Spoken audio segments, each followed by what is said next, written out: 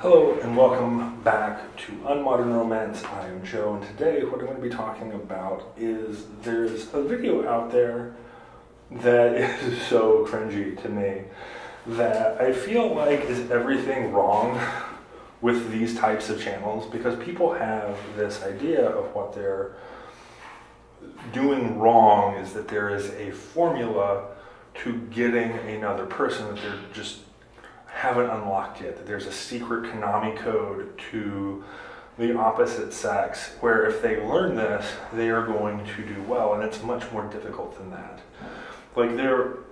I am working on creating a few teachables, but I feel like one of the problems that I keep running into is that mine is going to be much longer and in a lot more parts than a lot of these videos, because a lot of them are simply put, do X, Y, and Z and get any woman you want. That no matter what you look like, how much money you make, what you do in your life, you can unlock the woman of your dreams if you can just say these 7 or 8 encodes to her. And it reminds me of I used to have a lot of friends that were police officers, because most of them were reservists, and I used to be military, and I used to work and train with a lot of these guys, and they would tell me that if you ever get pulled over, simply put your keys on top of the dashboard, and it would show that you were in the in crowd, that you were familiar and friendly with the police force, and the cop that pulls you over wouldn't get you a ticket. That's what I was told. Don't know if that's true. I don't know if it's true for police around the world, but that's what I was told. So I think that's the kind of thing where you put the keys on top of the dashboard, and the girl's like, all right, go to bed with me. That doesn't exist. So one of the things that I have seen as sort of the Konami code for dating is how to get a partner that broke up with you back, which I feel like is possibly the cringiest concept ever, because if someone doesn't want to be with you, why do you want to be with them? I understand how emotionally charged breakups are, but if someone doesn't fundamentally want to be with you, or because typically speaking there was a reason for the breakup, and typically speaking the reason for breakups is something big happened, or the other person's like, man, I hate my life. And that's not something that typically most people wake up one day and are like, today isn't so good, it's probably your fault, I'm going to move on. No, there's probably been a quiet distress for weeks and months where they're like, man, I am just not doing the things in my life that I want to be doing, and as I'm trying and attempting to do them, you are my obstacle. You are the problem that I have achieving goals X, Y, and Z, and therefore, if I am going to do the things that are going to make me the happiest in life, I can't do them with you in my life, which is a totally fair thing for someone to move on from. So what they're saying is to use kind of a dark psychology to bring them back by ignoring them. So the idea with this is that typically speaking, when you break up with someone, you probably still have a few good memories of them. Even if somebody cheats on you, even if somebody completely betrays you, we all have been around other people or have been the person who is like, yeah, but if I forgive them, or if, what could have been? Maybe if I'd done this different, or if I'd done that different, or if whatever the case is, you don't realize the situation, which is a really hard one to come to terms with, which is that person is not who you thought they were. Typically speaking, I've talked about this before in terms of social media, but when we see someone that we don't know, we tend to project what we want them to be, or who we think that they are, with not really paying a lot of attention to who they are or what they're telling us. Most people do not listen very well to other people, to the signals that they're putting out. What they typically listen to is their internal dialogue, which for most people stems from wish fulfillment. So if here's a person who's interested in me, who wants to sleep with me, who's sexually attracted to me, who's doing all the things, and I'm attracted to them, they must be the best person in the world because they want me, and I'm the best person in the world in my own mind. So they recognize how awesome I am because of how awesome they are. And there was a trick that a president pulled. I don't remember which president, but he wrote about it after he won the election, and he said one of the things that he did to prevent the other candidate from running as hard or negative of campaign is that he tricked him into being his friend, into liking him. And the way that he did that is he asked him to do him a favor. And this is such a great trick, and it's a psychological mind fuck, which is if you do something for someone, then you will fill in the reason why after the fact. Like we do things for almost no reason much of the time. But then after it's done, we retroactively want meaning in our lives because of how we are built. So if you ask me to do something fairly difficult for you, like you asked me to, I don't know, take your dry cleaning in, right? I don't know you, you're a stranger, we meet at let's say we meet at church, and you was like, hey buddy, I don't really know you, I see you a couple pews over. I can't run to the dry cleaners tomorrow because I've got a thing at work, but I really need stuff done for Tuesday morning because I've got a big meeting then too. Could you please do this for me? Right? If I do that for them, because I'm like, oh sure, no problem, I'm not doing anything on Monday, I'll take your stuff to the dry cleaners.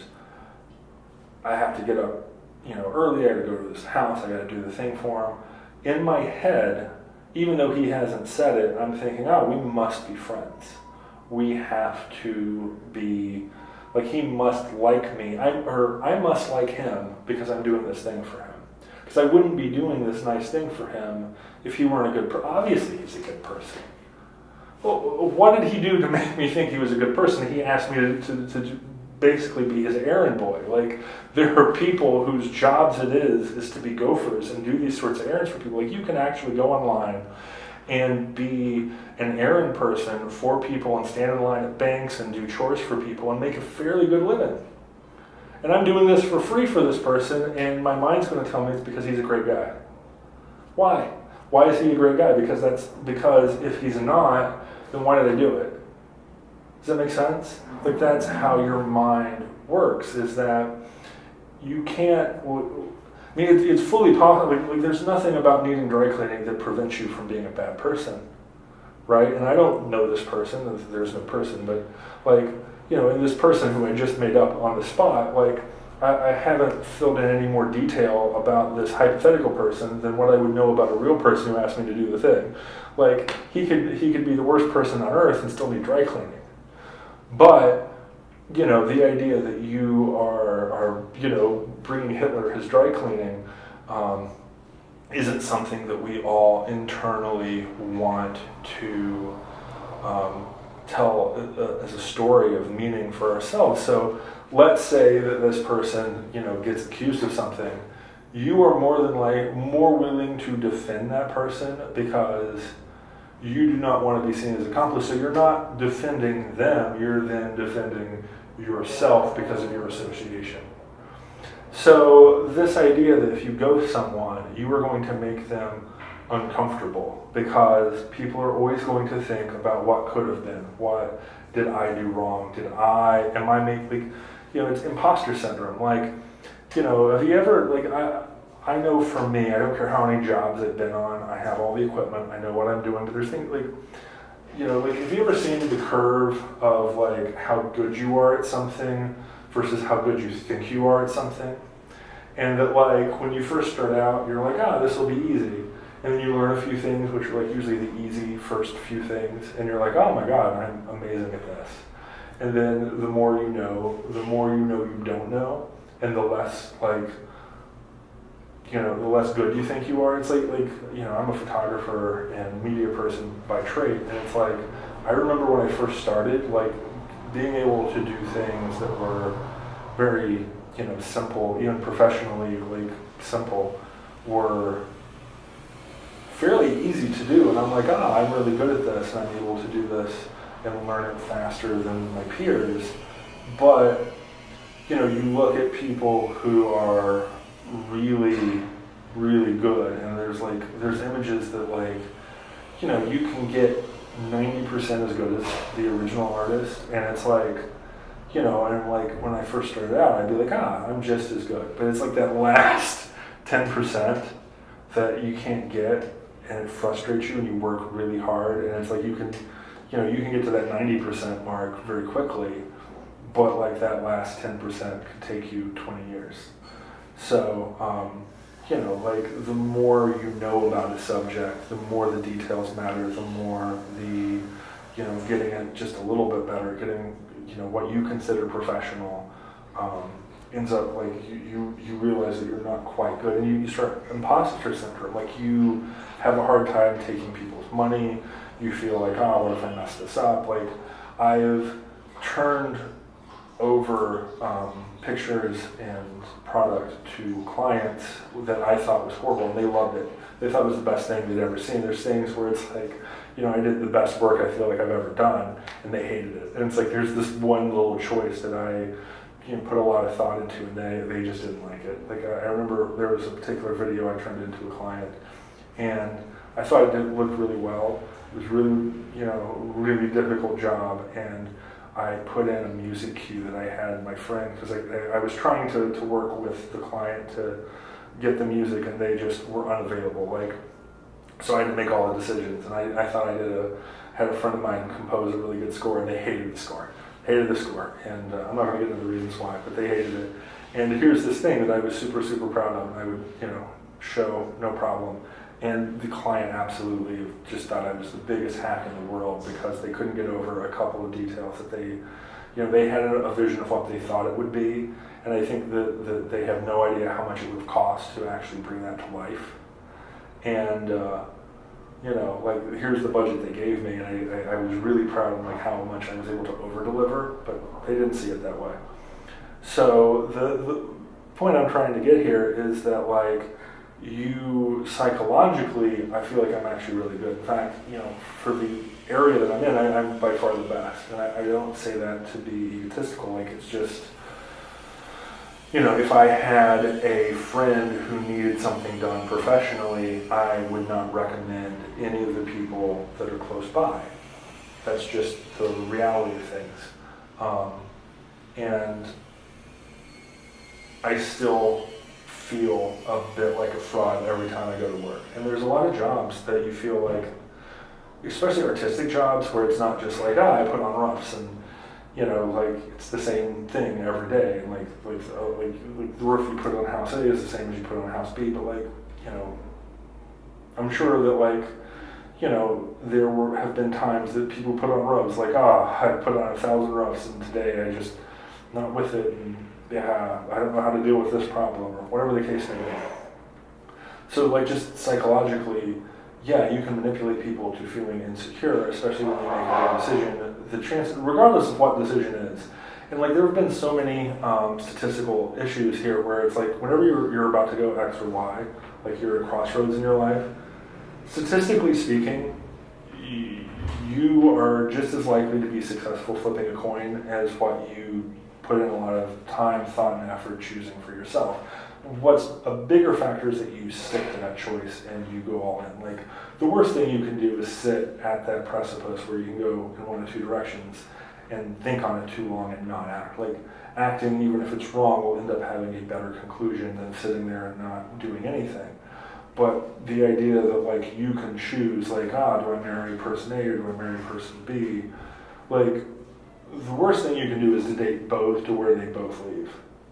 The reality is if the chances of one being amazing and one being awful isn't really there. What you should do is just flip a coin and be I'm going to stick with this out. I am going to, should I stay at my job or should I start my own business?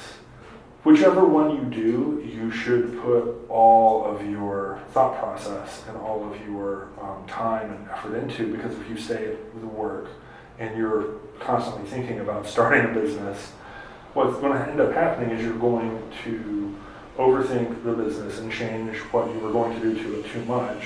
And you're going to get fired because you're not doing as much work as you should be because you're daydreaming about this non-existent other job and business that you're going to start. Like if you do the business but you don't put everything into it, you're going to fail. Like you have to, learn what you're going to learn and put your all into whatever the proverbial risk that you're taking is. Like, it really doesn't matter which way you go. These, again, are like psychological things, but most people, whenever they make that decision going X or Y, are going to wonder the what if of the other decision that they didn't take. So if you break up with someone, you're always thinking like, well, was that the right thing? So trying to make that awful, because most people when they break up, most people don't want, most people overstay in a relationship because what they don't want is the big fight at the end. Like telling someone, hey, I'm sick of you and I don't want to be with you anymore and I'm going to go and do this other thing that you wouldn't have let me do while we were together, and I'm going to be much happier in my life because you're not in it, is only going to create anger from that partner, and you probably have some investment and some care for that partner, else you wouldn't have been with them. So what you don't want to hear is, well, good thing you're going because you never were able to satisfy me in bed, and you don't make enough money, and you're not pretty enough, my mother never liked you. Like, nobody wants that conversation. So typically speaking is, what people do is they kind of, dabble their toe in, and they're like, hey, what would you think if we broke up? What would you think of this? And what it is most people don't actually want to say and stand for what they believe in and for what they want and for themselves. So, you end up trying to like kind of soft start this and kind of go into it gradually, and then eventually what you really want is like, hey, we can be friendly and there are still things that I like about you. Because obviously, like if you're with somebody for a period of time, I'm just thinking about my ex-wife, we are still really good friends. I really enjoy spending time with her, but there were things about the relationship that just were not working for me. So, I didn't want to exacerbate the tensions from the relationship in the breakup, and there was a lot of extra effort and whatever into that, and I kind of wanted to know that I was still cared about and still appreciated, and that I wasn't the enemy, and there was a lot of psychological things that I wanted, and I feel like I ended up doing a disservice to both of us by doing that. That there was no closure because we were still being friendly and still in communication. And I feel like, when you break up with someone, you need to realize that you're done. Like you can maybe be friends, and I think what would have been better in that situation is to have had a hard stop, and then maybe 6 months, a year later, been like, okay, maybe we can hang out and be friends now.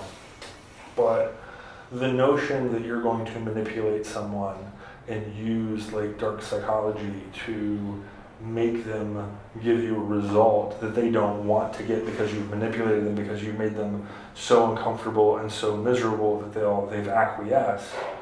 Okay, now you're back with that person, now what? Like, do you care, do you really want a relationship with someone that you care about so little that you don't care if they're happy? Like, you are just like, yeah, he wakes up and he jerks off in the shower because he doesn't want anything to do with me and he's miserable, and, one of these days I'm going to outlast that asshole and he's going to die of a heart attack and I'm going to get all this money because fuck him.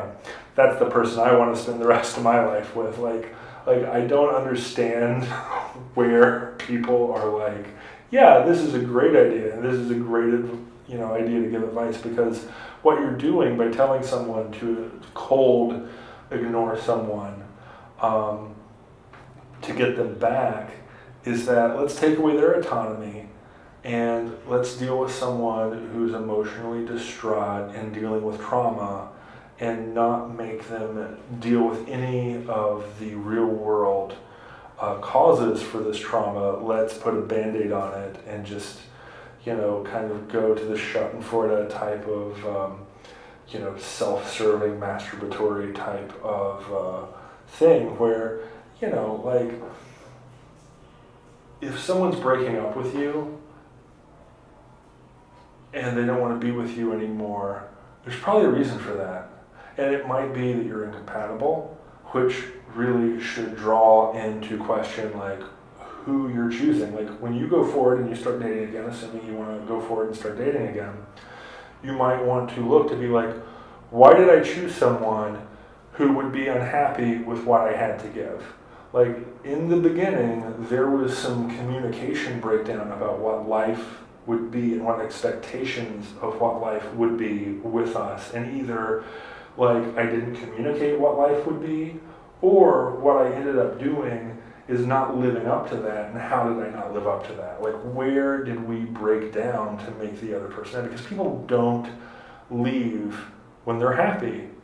People don't leave or people don't cheat when they're happy. Like most people who are having affairs aren't doing it because their life at home is so wonderful.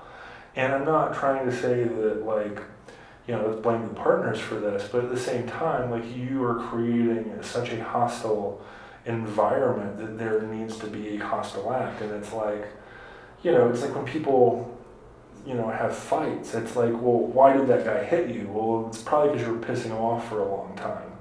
So, if you're somebody who's been abused over, multiple people, trying to say, well, it's men's problems, or I attract people who are violent, I think there's some truth to that, but it could also be, why am I always involved with drama, and what is it about my escalation skills and my ability to soothe and calm situations that are chaotic that is creating this escalation?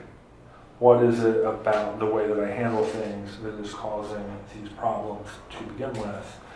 And if you're not doing that and you're not taking any accountability or responsibility for situations that are happening over and over again, you're going to repeat them. And I think that you have to look in the mirror and take responsibility for situations that are happening over and over again.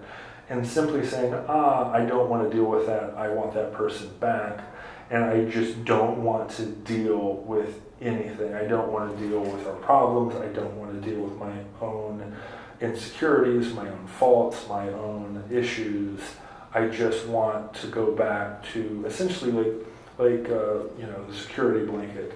Like, I just want to go back to not having to deal with anything, and we can both just be miserable and suffer in silence.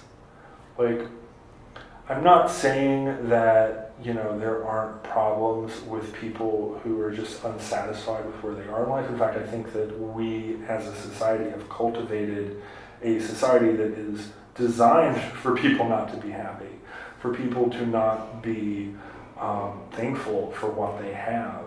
But, at the same time, like that is a character trait. That is something that you have to feed to, you have to pursue that form of just unsatisfiedness. And if a partner is like that, it's probably good that they left when they did, that you weren't putting more of your time, effort, and resources into somebody who was never going to be thankful or happy with you. And typically when you have someone who's like that, you're not getting any of the resources back that you need to grow and to be happy in a relationship and start to evolve into things that are, healthy and happy and loving that you typically would want in a relationship. So one of the things that really made me want to create this challenge to begin with is simply that most of the channels that I was looking at were, how do you get somebody back? How do you pick up a woman? How do you do this thing? And really, what most of these things are is dark psychology. And where I learned all of this, just so you know, is I used to work as a source handler and operator for the government. So going undercover,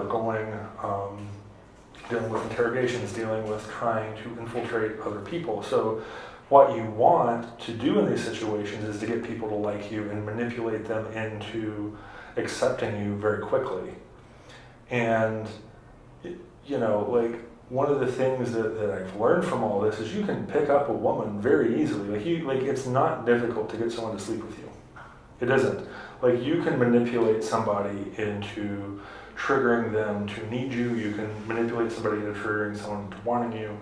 and being the thing that they need to scratch that itch. But you can't make someone itch eternally. Like, you can't fulfill their deeper needs and meaning of life and that psychology of, a long-term relationship and marriage by using those tricks. You can get someone to bed for a night. You can maybe have a fun weekend or a couple of weeks. What you can't do is have a successful marriage that's based on this. And have, and if you do, like even if you can manipulate someone to be with you for like 20 years, the person you're going to get to do that is probably not going to feed your own needs and your own needs of feeling loved, or you're not going to be able to trust that person. It's all of these negative attributes. So when I see these types of tricks being taught for relationships, I think it's sketchy to do it to pick someone up for, on a Friday night to have fun with, but especially, at least that has its place. And, I feel like if you're going to pick someone up at the bar and it's all a fantasy anyway, and, there's no realistic expectation and everyone's kind of on the up and up. Like, I don't think what you should ever do is tell, someone, hey, I think I love you, I think you're the person I want to spend the rest of my life with, and then like ghost them the day after you sleep with them. I think that's absolutely abhorrent. But if you're honest and you're like, hey, let's just have fun, and you kind of role play it, I think that's not necessarily morally okay, but I think it's human nature to a certain extent. But you're never going to mistake that for a long-term selfless, loving relationship that lasts. And I feel like that's the advice people are giving is, oh yeah, this totally works. And I feel like it's ... for a week. Because here's the thing, like, you can maybe get your ex back using that tactic, but they're not going to be any happier than they were when they left.